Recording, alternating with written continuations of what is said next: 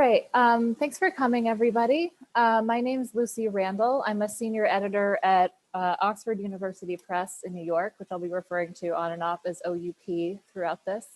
I work on books in philosophy, in bioethics for popular audiences, as well as for other experts. The official terms for these categories are trade books and academic books, just so you know. I've worked at Oxford for 11 years, and I started there as my first job out of college as an editorial assistant.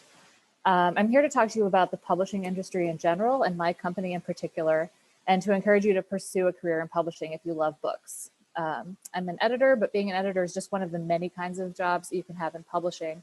So it can be a great fit for all different types of interests and skill sets, whether you're great with Excel and crunching numbers, more of a creative and artistic type, or somebody fascinated by marketing and promoting a brand to customers.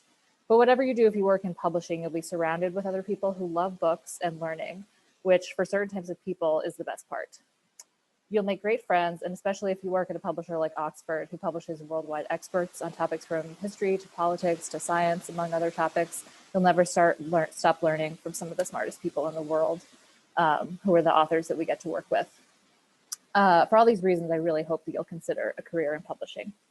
So I'm going to go through some slides that are just sort of background on publishing, on my company. I'll try to move through them pretty quickly, so we have plenty of time to talk about any questions you have. And just ahead, I'm happy to answer anything, the most basic about publishing. I know it's something that is really hard to learn about from the outside and is sort of shrouded in mystery.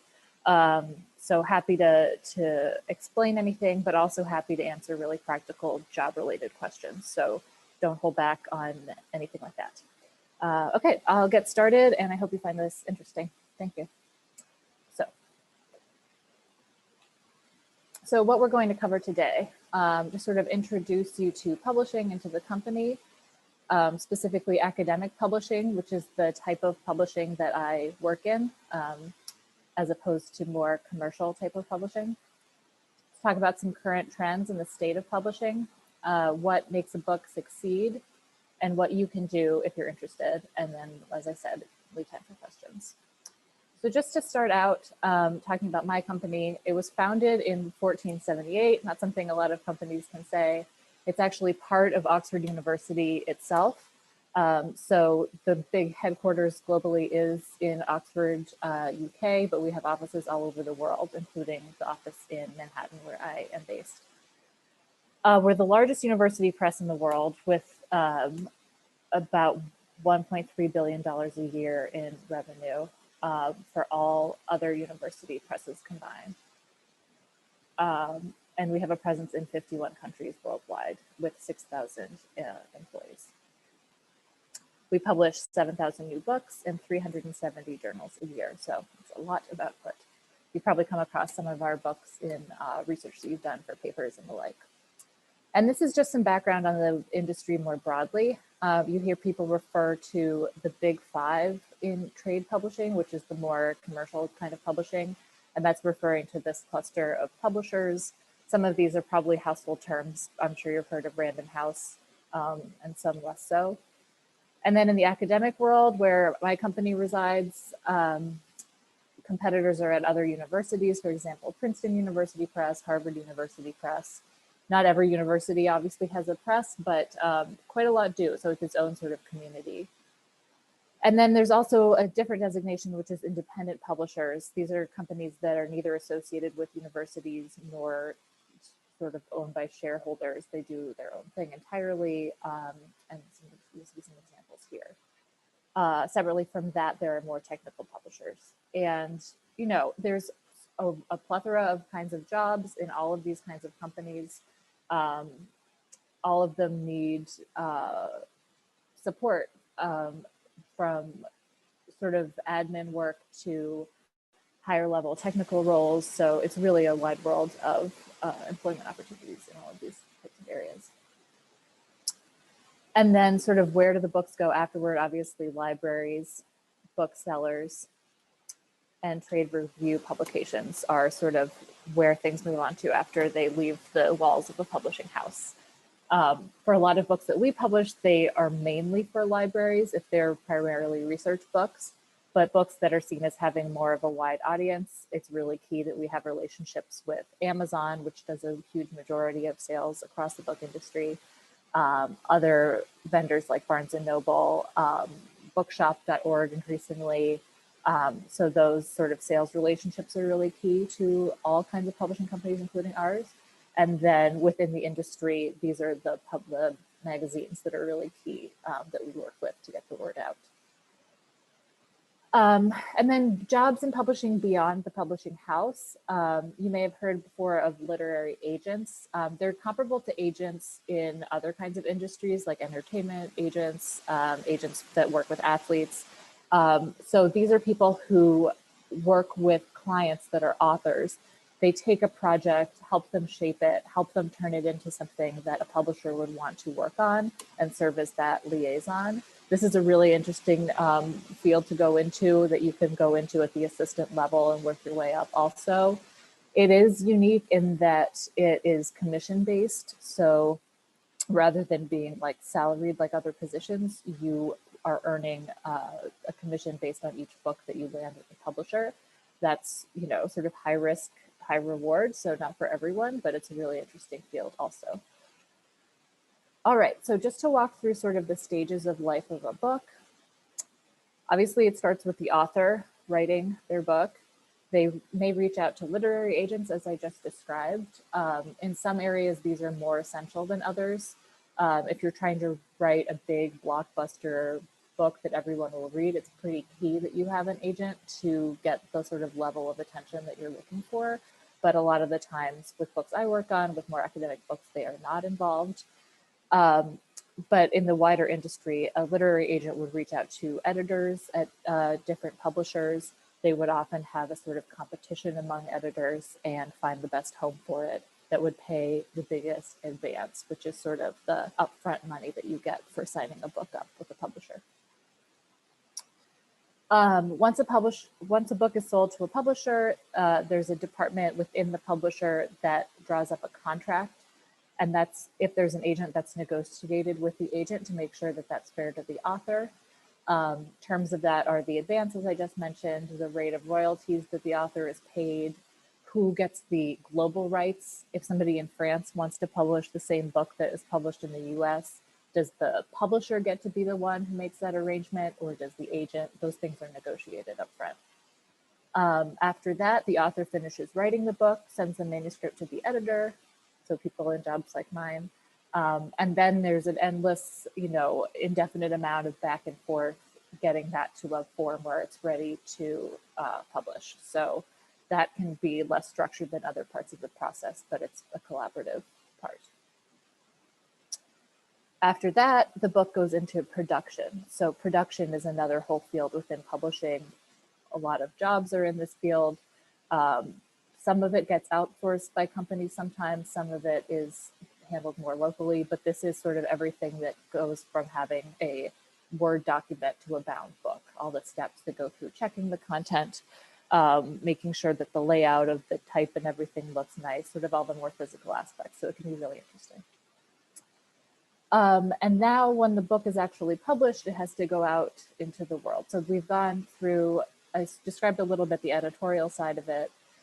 Production, as I described, is sort of everything that makes it a physical object, but art and design is a really key piece. There are book designers who are employed by publishers whose whole job is to design book covers, although publishers also deal with freelancers sometimes who do this.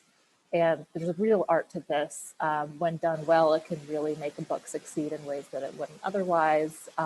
It's a really fun part of the process. You get to have a say, at least be part of the conversation as an editor, which is something I really enjoy. Authors always have strong views on this too, but that's a key component.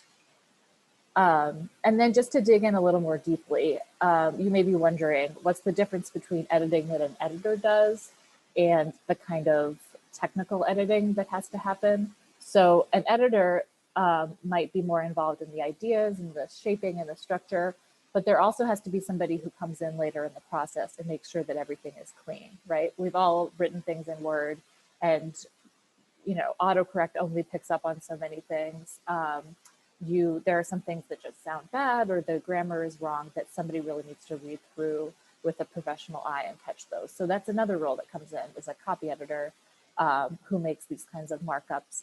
Not so much in red ink like on this slide, more often within a file, but this is a really key part of the process as well.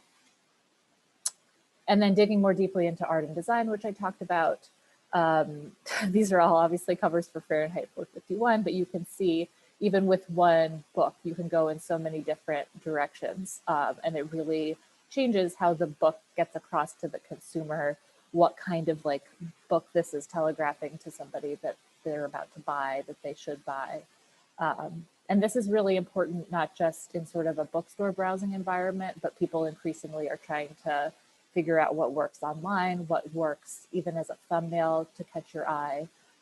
So this is always constantly adapting to the realities of the market. And it's really interesting. Production, going into more detail about this.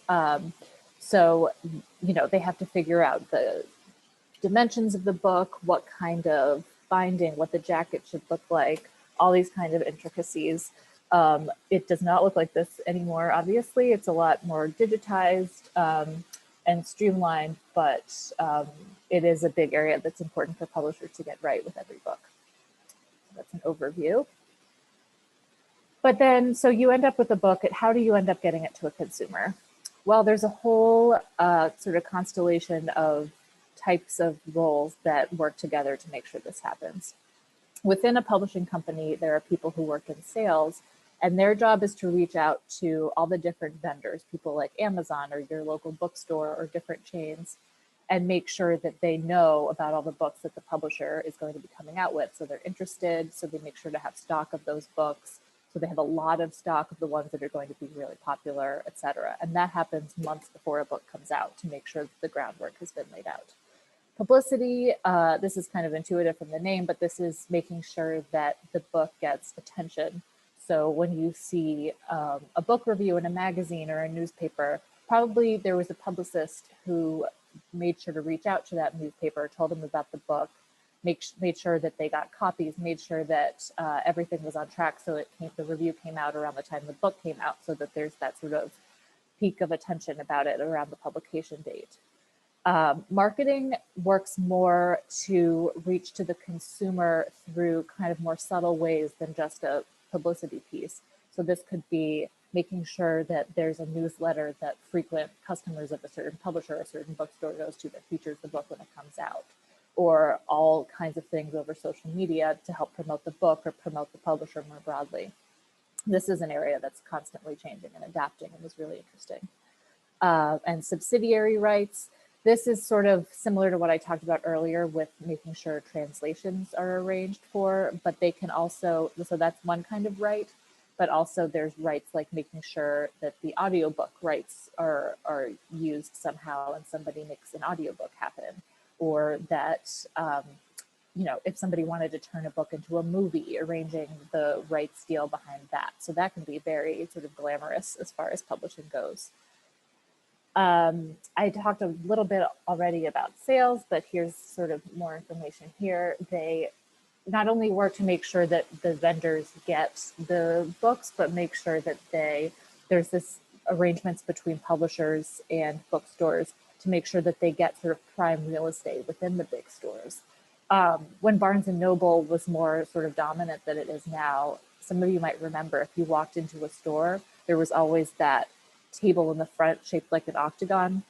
You have to be a little bit of a nerd to remember what I'm talking about here, but that was the sort of top of the pyramid in terms of sort of a prime place within bookstores, and publishers would pay thousands of dollars to make sure that their book was featured at that table at every Barnes & Noble in the country. So all of these things that maybe as a consumer you think sort of happened by accident or just sort of decided locally, unless it's an indie store where they are rather independent, a lot of these things are coordinated and led up by the publisher in some way.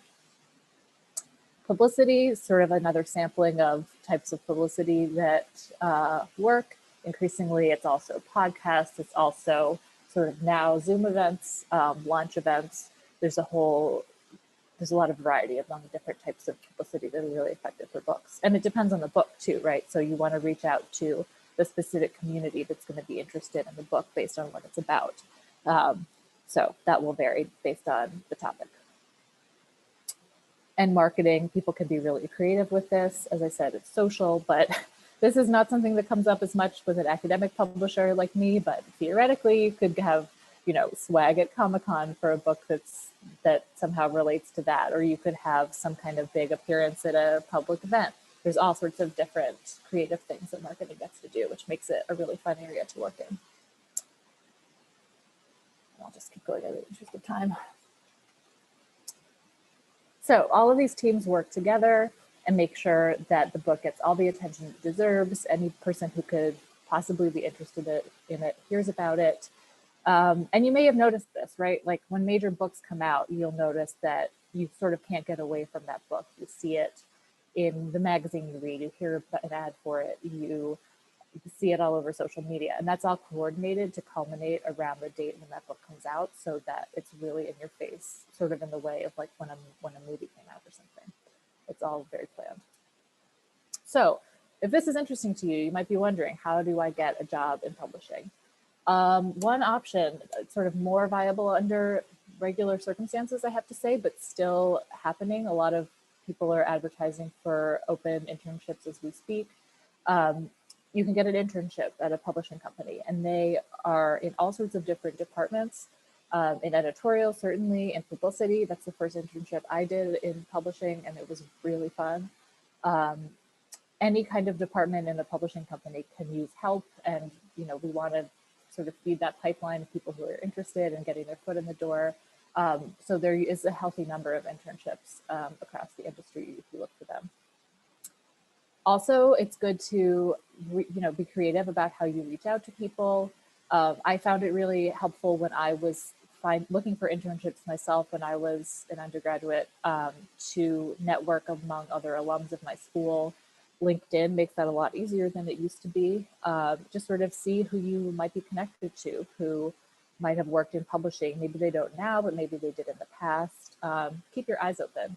And I think especially because it's a career that isn't something like law school or med school, where it's sort of very clear to everyone how you get started, I think people are even more willing to support one another if you do reach out to them, because everybody knows you sort of need that extra push to find out about it.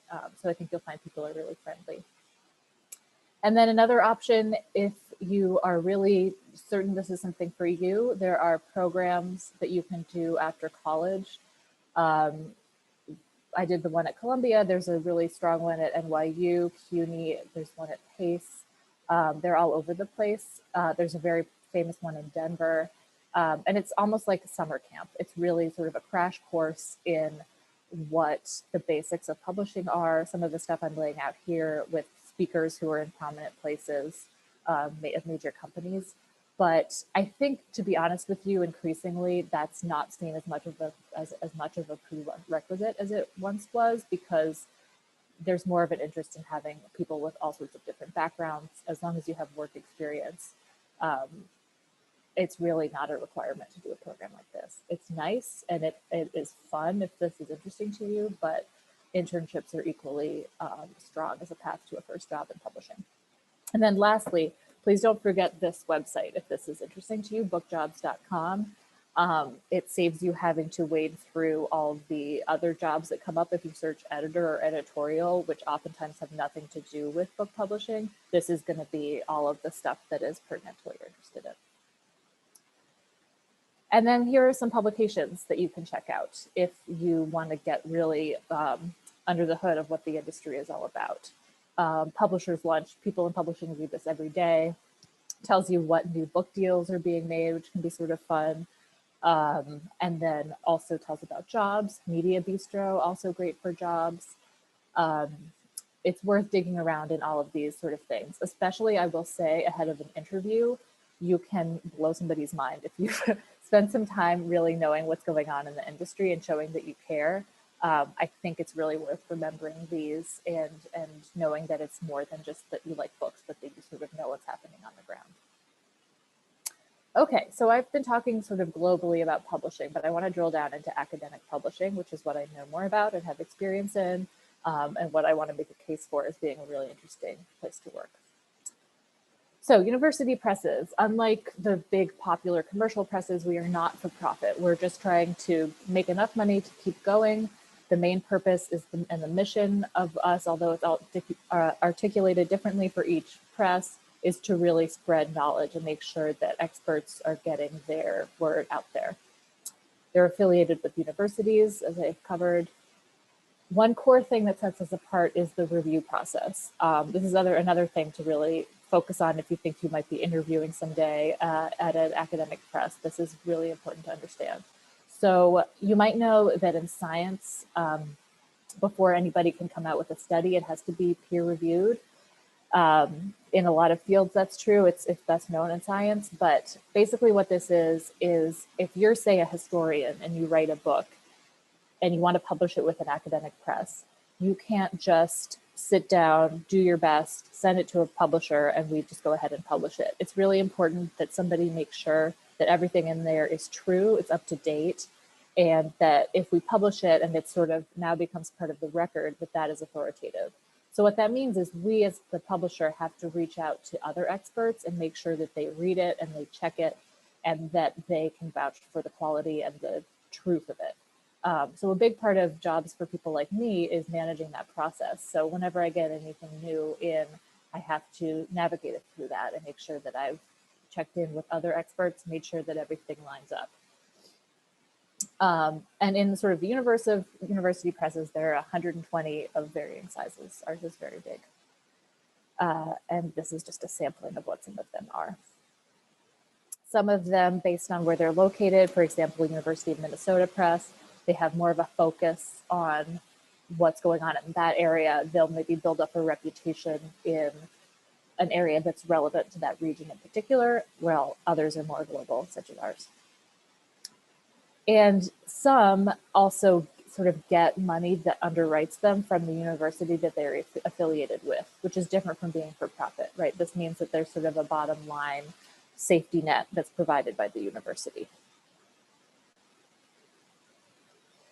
So you might be thinking, you know, is this really a viable career path area to look into now of all times? Isn't everybody more on their phone? Are books really relevant, et cetera, et cetera? These are some of the concerns that might be on your mind. One big one that's here is Amazon. You know, is there really a future for the industry if Amazon is publishing their own books as well as sort of selling all of them? They have that kind of dominance. What's going to happen to the bookstore down the street? What's going to happen to Barnes and Noble? Are they going to go the way that Borders did and just disappear?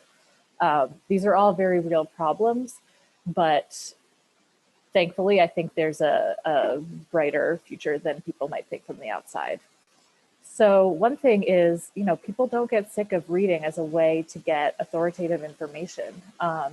Even in the pandemic, there have been little booms based on themes. People are always reaching to ebooks because they're so easy to get instantaneously. There's no beating that.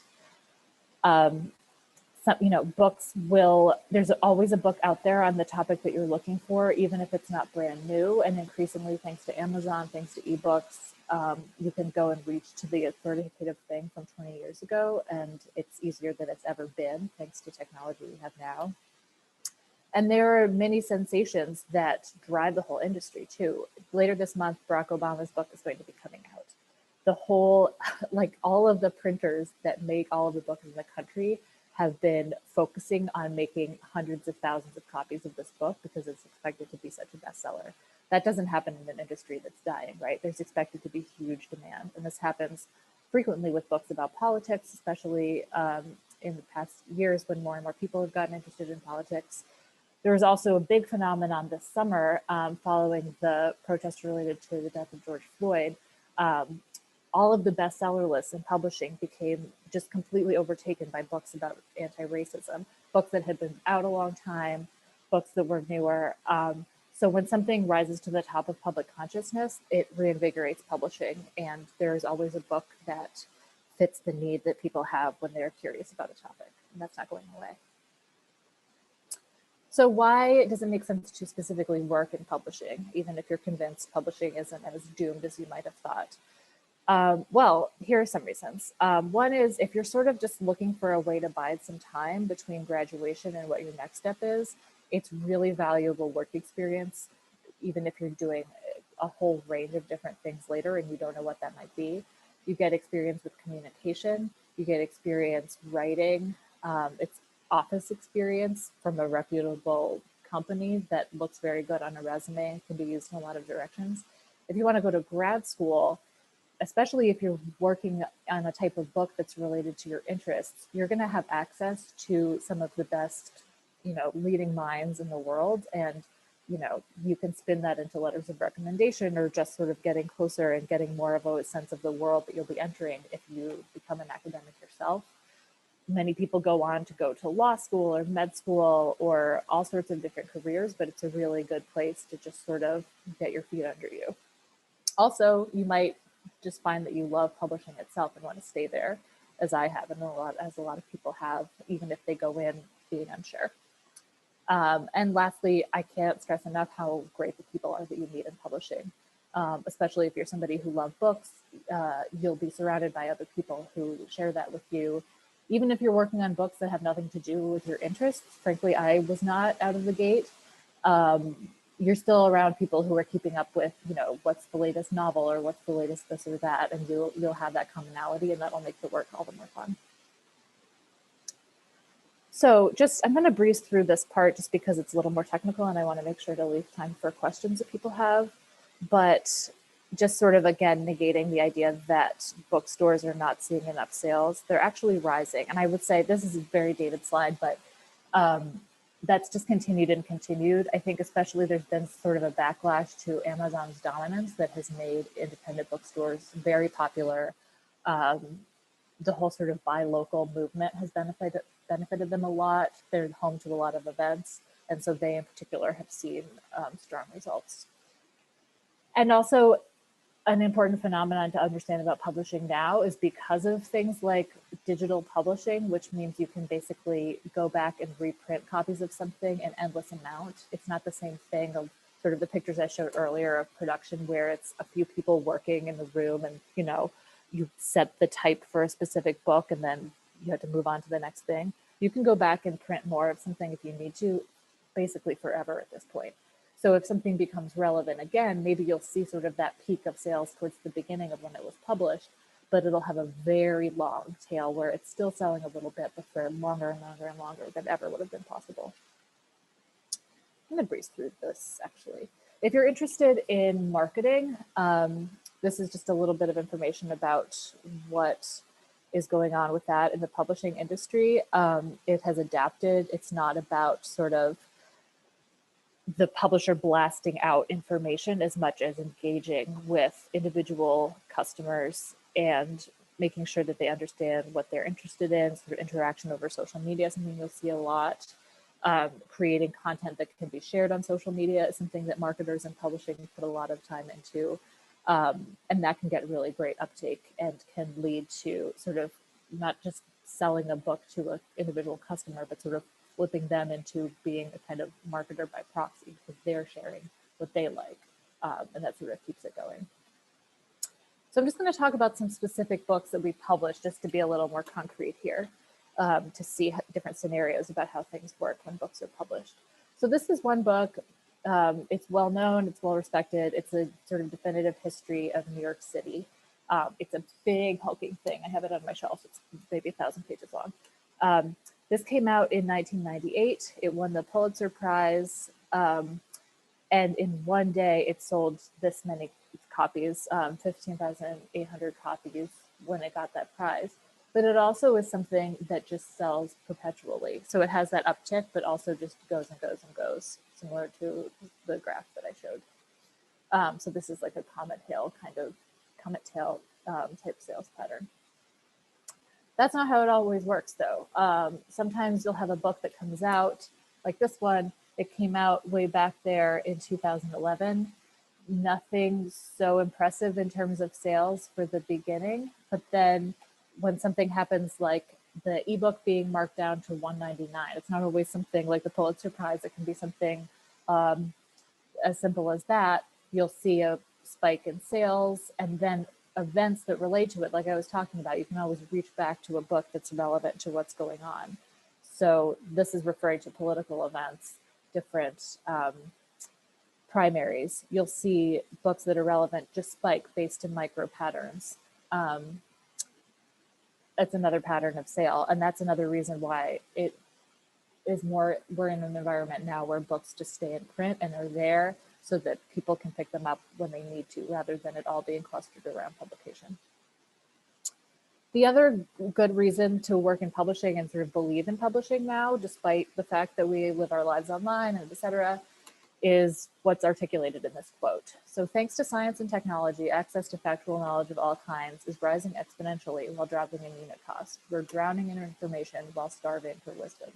So in other words, we're all inundated by people who basically think they know what they're talking about all day long, and that can sort of make you feel like you're overwhelmed with information, but you still need to reach for something that you know is true, that you know has been vouched for, that maybe you know has gone through the peer review process, that you know, thousands of people have bought this book, that it really says something that you can trust. And that's where book publishing still comes in. We actually have a book that talks about this very fact, that basically, because now, especially on Twitter and other social media, it's easy to position yourself as an expert, even if you have no training in something. We now are sort of in a culture of not believing as much in sort of needing to go to the ultimate expert on something to learn something, but that actually we need that more than ever. And so one way you can make sure that you're sort of helping to ensure that that happens is if you work on books by people who know what they're talking about, which, you know, I think in academic publishing, you can be sure that that's what you're working on. So I'm just going to show some examples of books we've published, just to give you sort of a sampling of what our company does. It's really varied. So these are what are called backlist books, meaning books that were published a long time ago. And they're classics. The first two are classics in environmental studies. Rachel Carson's book is really, her work is credited for really breaking open concerns about climate change and all its different implications. Some classic books in American history are published by Oxford. This classic book in genetics, which continues to sell and sell, by Richard Dawkins, is one of our classics. And we continue to bring out books that are relevant, that people go back to again and again. And some examples are here. Gotham, I already talked about. Down Girl on the Far Right is a book about, as you see, it's about misogyny. It's become really a classic in feminism. And it's something that started out pretty small, but really resonated. And so it's really taken off, and that can happen sometimes with our publishing as well. These are newer books. Everything here is either about to come out or came out recently, just to show that, you know, it's not all stodgy history and science. A lot of them are engaging really important live social issues, political issues, which makes it really exciting to work on some of these books. And that extends to issues of racial justice, like I talked about, which have been extremely popular in terms of book topics this year and will continue to be. History, this book that we published won the Pulitzer Prize this year. It's about the first former slave to get reparations. She sued for freedom, essentially, and won. And on the right are a couple of books that I worked on that are related to more political issues. And in terms of the pandemic, there's all sorts of literature that we can provide that helps people understand what's going on with COVID-19 as well, which is an important contribution. And here, this is just, if you're really interested and want to do a deep dive on the publishing industry, this is actually a book that sort of lays it out. I would really recommend reaching to this. It's very short and it's in a question and answer format. The whole series that this is part of is in a question and answer format, which makes it really easy to just go in and look about what you're curious about. So I would really recommend reaching for this if all of this is sort of making you think that you might want to check out publishing. And ultimately, if this really speaks to you, don't hold back. Go ahead and take a look at our positions and keep an eye on them. Our offices are in New York City, in Cary, North Carolina, and also increasingly there are possibilities for full-time remote positions. Right now, all of us essentially are working in a distributed environment, and we don't know how long that will be. But even if you don't think you're going to be relocating to New York City anytime soon, you should definitely keep us in mind. It's a great place to work, especially as a first job. Yeah, and I will leave it there, and I'll be happy to answer questions that anybody has. I also just put my email address down here in case anyone wants to reach out on a one-on-one basis.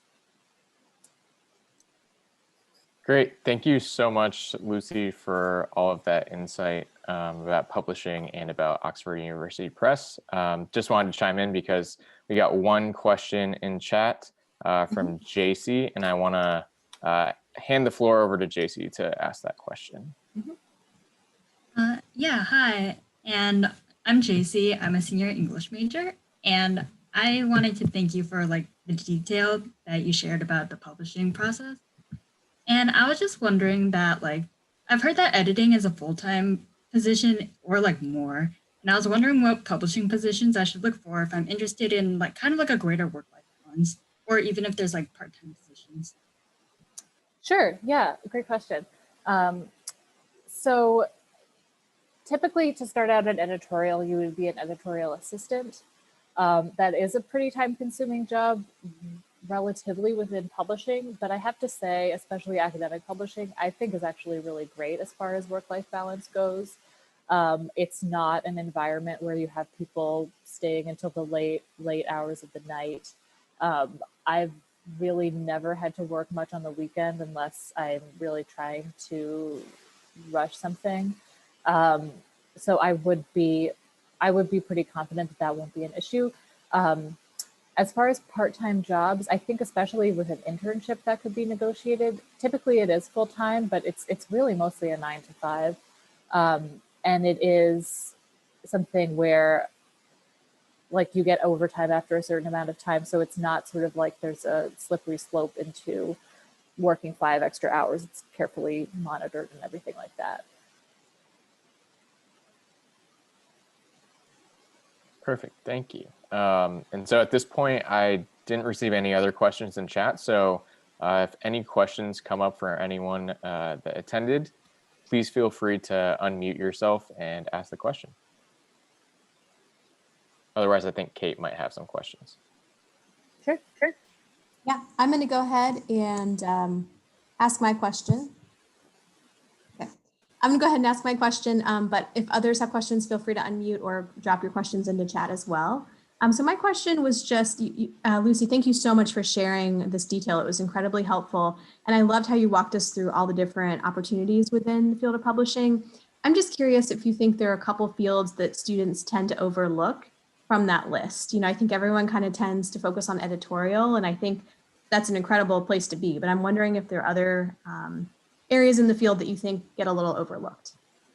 Sure. Yeah. So I think I would agree. I think people probably first think of editorial. They think of, getting right in there and editing manuscripts. And just quickly, I'll answer the main question, but quickly also, just to set everybody's expectations. If you do pursue editorial and you do an editorial internship, it really starts out with basics admin work. You're not actually editing manuscripts for a while. So you have to sort of have some patience, sort of pay your dues and just do sort of supportive work, just like in a lot of other industries at the very beginning. But you get past that quickly if you are dedicated and interested. But in terms of other fields, I think people might overlook the marketing piece a fair amount. You might think of marketing a lot of other kinds of products, basically, before you would think of marketing books. But that's something that we really need smart, engaged people doing to think creatively about how to get the message of a certain book out into the world and make sure it reaches people. Publicity is in the same category. I think both of those are really interesting jobs, and you get experience reaching out to media. You could go ahead and transition to PR, to any number of things after that, if that's where your heart takes you, if you want. But also there are long-term careers in publishing in publicity that can be really rewarding. So that's what I would probably answer. Hi, I have a question about independent publishing companies. I recently read an article in the New York Times about Madeline McIntosh with Penguin Random House and how Mhm. she she's basically made Penguin Random House a really power player and kind of centralized their whole system. Mhm. Does that leave room for the smaller book publishers? And is it a good idea to get involved with the smaller book publishing companies? That's a really excellent question. Yeah, and I'm glad you mentioned that. If anybody wants more information on the not academic side of publishing, if you find this New York Times article on, her name is Madeline McIntosh, as Andrew mentioned, that is a really good starting point. But yeah, so they are the big player for sure. I mean, over time, publishing consolidates more and more. There used to be the big six, now there's the big five. Random House and Penguin fused a few years back. They used to be separate companies from one another. So they are definitely just gaining more and more control. But I think I really would have plenty of confidence in the independent and smaller companies. I think, I want to say culturally, I think that there's actually more and more appetite for supporting the smaller businesses in a way that's going to help them continue to thrive. And I think also, too, some of the really small ones, they may seem to be tiny and independent, but oftentimes they have relationships with the bigger companies, including Random House sometimes, that distribute them and that make sure that they actually have the wherewithal and the sort of like infrastructure to keep going. So they might look like a really tiny operation, but have more resilience than you would think. Sorry if people are saying this. Yeah, so I would definitely go for them. And also, I think in terms of choosing where to work, if you see opportunities at a smaller place like that, that's actually fantastic because you will get more exposure to different types of work. The smaller the type of place is, you'll get your hands on things more quickly. Maybe what I said earlier about not getting editorial experience right away won't apply there because they'll need all the help they can get, you know? So I would fully encourage seeking those out.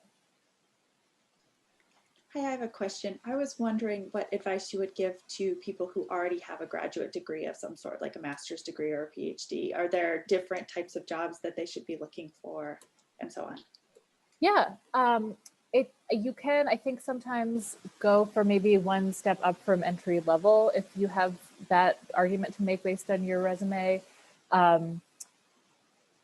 There's all sorts of variety in terms of backgrounds that people have going into publishing. You would not be alone in having graduate experience if you entered a publishing house. I have colleagues with PhDs who decided to change course. I think it sort of varies case by case what people are looking for. It's really more about what you would have the patience for and the interest in. But yeah, the door is wide open to you. So I got a question in chat that I think would be good to piggyback off of Lisa's question. So this question is from Kayla. And so Kayla says, I've noticed that both academic and trade publishing emphasize experience in the publishing industry as a requirement for any positions beyond entry-level editorial assistant jobs. Would you say there are opportunities in academic publishing for recently graduated PhDs to move into the industry at a higher level, or is that path of beginning as an editorial assistant non-negotiable? I think that it's probably case by case. It always comes down to, I mean, I don't think there's any sort of company policy that I'm aware of anywhere that would, you know, preclude applying for things beyond the entry level in that situation. It'll just sort of come down to the person who's hiring and what their preferences are. But yeah, I mean, if you have a deep background in a certain subject area and you're applying to a role where you're going to be interacting with the content more, that's an asset. So I think there's really no harm in trying and seeing what happens, but it just sort of depends on the hiring manager's preferences. Great, thank you. I also have a couple other questions that have come in chat as well. This one is from Skylar. Skylar's question is, are there any communications or public relations jobs within the field of publishing? Yeah, so it's just sort of a difference in terminology, but public relations is really, it's almost used alternately with publicity as a term. So that's the sort of area that I would tell you to check out if that's what you're interested in. and marketing too, honestly, if that's sort of the area. Yeah, that's a great point. That's a great point. And one last question in chat for right now. It's a question from JC. What can you share with us about freelance work in the publishing industry, and is it viable? Yeah, we use freelancers. I've only worked at the one company my whole career, so I know most about what we do, but we use freelancers for copy editing every single book that we publish, sometimes for book design, sometimes for something called developmental editing, which is when there's sort of so much work that needs to be done to reorganize and really sort of get in there with the manuscript that we need to sort of farm it out to somebody to just focus on that full time. So even just within my company, there's a lot of appetite for freelancers and need for freelancers.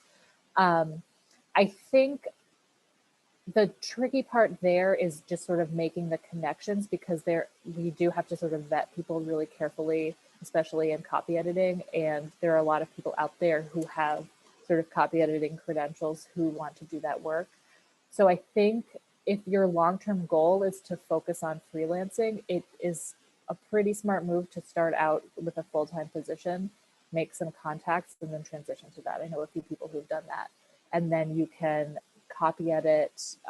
You can do a mix of copy editing and manuscript editing, different kinds of work, and have a lot of flexibility and a nice lifestyle. And that's a good way to go as well.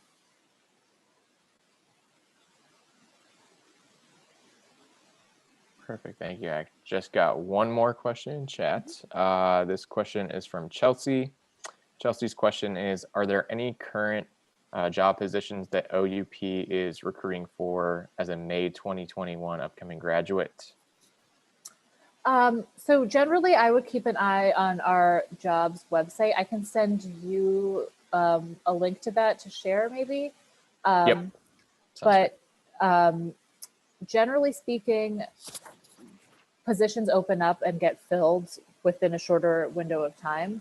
So you would want to be, sorry for background noise, you would want to be checking and applying for things a lot closer to your graduation date, if that was your plan.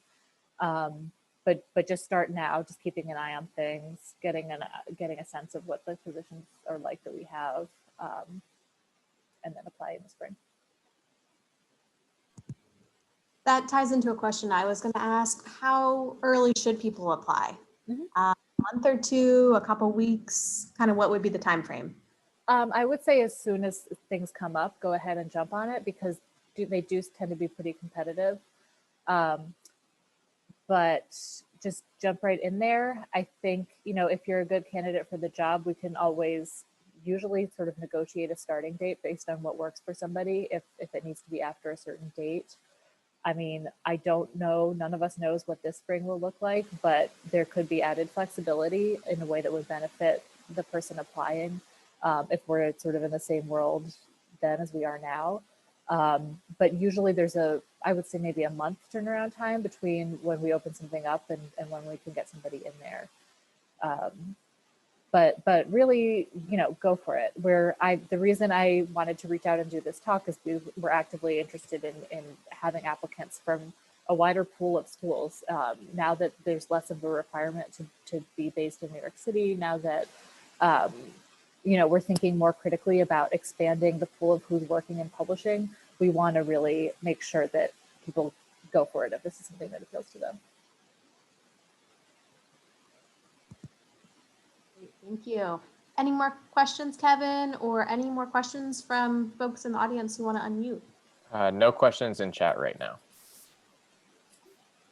Any last questions from the audience? All right, thank you so much. Again, this Sure. was incredibly helpful. I loved the detail of the steps from, writing the book to getting it on the shelf. It was incredibly helpful. So I'm so glad. Give Lucy a virtual round of applause. Thank you. I'm going to stop recording here.